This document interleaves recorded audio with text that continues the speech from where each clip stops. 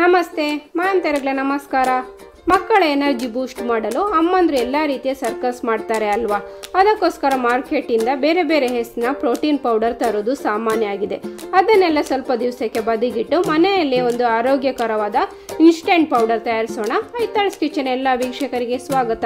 ಇವತ್ತು protein powder ತಯಾರಿಸೋಣ. Protein powder ಮಾಡಲಿಕ್ಕೆ ನಾನು 50 ಗ್ರಾಮ್ನಷ್ಟು ಸೀಕುಂಬಳದ ಬೀಜ ಮತ್ತು ಕಲ್ಲಂಗಡಿ ಬೀಜ ಉಪಯೋಗಿಸ್ತಾ ಇದ್ದೇನೆ. ಎರಡನ್ನು ಕೂಡ ಬಾಣಲೆಗೆ ಹಾಕ್ಕೊಂಡು ಸ್ವಲ್ಪ ಕಲರ್ ಚೇಂಜ್ ಆಗುವಷ್ಟು ಫ್ರೈ ಮಾಡ್ತಾನೆ.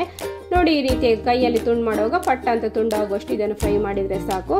ಇನ್ನು ಇದನ್ನೊಂದು ಪ್ಲೇಟಿಗೆ ತೆಗೆದುಕೊಳ್ತಾನೆ. ಅದೇ ಬಾಣಲೆಗೆ 100 ಗ್ರಾಮ್ನಷ್ಟು ಗೋಡಂಬಿ ಹಾಕ್ಕೊಂಡು ಫಸ್ಟ್ ಫ್ರೈ ಮಾಡಿಕೊಳ್ತಾನೆ.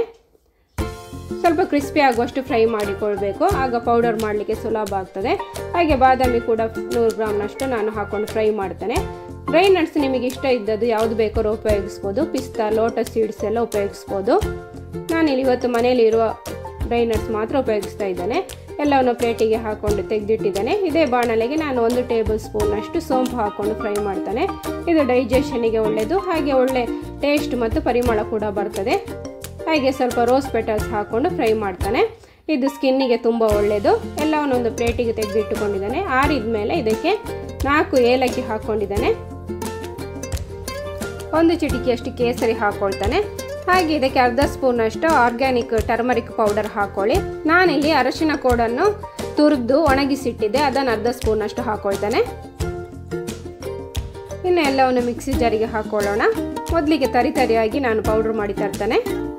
ಈ ಹಂತದಲ್ಲಿ ಪ್ರೋಟೀನ್ ಪೌಡರ್ ಇದು ರುಚಿ ಜಾಸ್ತಿ ಮಾಡಲಿಕ್ಕೆ ನಾನು 1/4 ಕಪ್ಪಿನಷ್ಟು ಹಾಲನ್ನ ಹುಡಿ ಹಾಕ್ಕೊಳ್ತಾನೆ. ಹಾಗೆ 1/4 ಕಪ್ಪಿನಷ್ಟು ಕೆಂಪು ಕಲ್ಲು ಸಕ್ಕರೆಯನ್ನು ಉಪಯೋಗಿಸ್ತಾ ಇದ್ದೇನೆ. ಸ್ವಲ್ಪ ಹುಡಿ ಮಾಡಿಕೊಂಡು ಮಿಕ್ಸಿ ಜಾರಿಗೆ ಹಾಕ್ಕೊಳ್ತಾನೆ. ಇನ್ನು ಇದನ್ನು ನೈಸಾಗಿ ಪೌಡರ್ ಮಾಡಿ ತರುವ. ಎಷ್ಟು ಆಗ್ತದೆ ಅಷ್ಟು ನೈಸ್ ಪೌಡರ್ ಮಾಡಿಕೊಳ್ಳಿ, ಆಗ ಒಳ್ಳೆ ರುಚಿ. ಇನ್ನು ಇದನ್ನು ಏರ್ ಕಂಟೈನರ್ ಬಾಟ್ಲಲ್ಲಿ ಸ್ಟೋರ್ ಮಾಡಿಕೊಳ್ಬೋದು. ರೂಮ್ ಟೆಂಪರೇಚರಲ್ಲಾದರೆ 15ರಿಂದ 20 ದಿವಸ ಏನಾಗೋದಿಲ್ಲ. ಇನ್ನು ಇದನ್ನು ಹಾಲಿಗೆ ಮಿಕ್ಸ್ ಮಾಡಿ ಯಾವ ರೀತಿ ಸರ್ವ್ ಮಾಡ್ಬೋದು ಅಂತ ನಾನು ತೋರಿಸಿಕೊಡ್ತೇನೆ.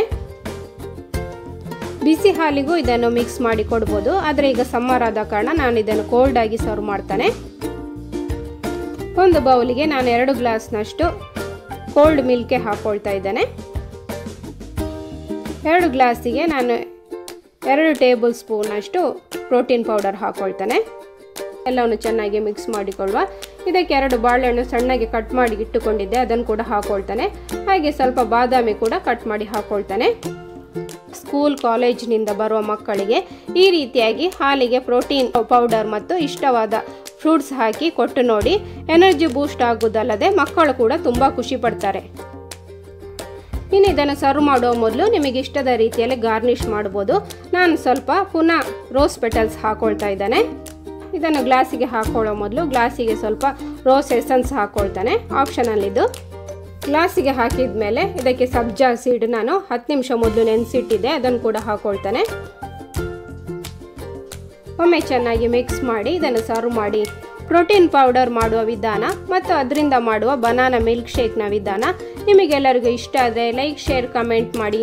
ಹಾಗೆ ಚಾನಲ್ ಸಬ್ಸ್ಕ್ರೈಬ್ ಆಗಲು ಮರಿಬೇಡಿ. ಇನ್ನೊಂದು ವಿಡಿಯೋದಲ್ಲಿ ಸಿಗೋಣ. Thank you, bye.